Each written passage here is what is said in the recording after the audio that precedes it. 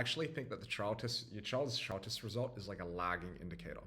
And what I mean by the difference between leading indicators and lagging indicators is that lagging indicators aren't very useful in informing your day-to-day decisions. Okay, here's what I mean, right? So let's say if you run let's say if you run a company, all right, you run a company and you have your revenue target, like the revenue that you make, the profit that you make, etc., right?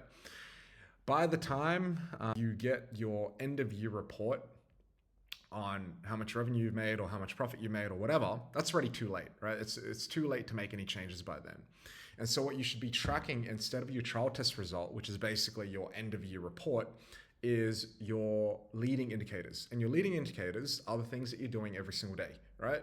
So leading indicators include things like, number one, how many questions is your child doing on a day-to-day basis? How many questions is your child doing weekly?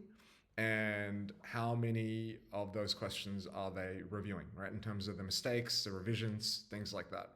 That should be what you're tracking instead of, for example, hours that they're working on every single day or what the trial test result is. Okay. A big mistake that I see a lot of parents make is they just send their kids to do trial tests and they do that every week and they don't do anything else. And that's like stepping on the scale and not, following any kind of diet.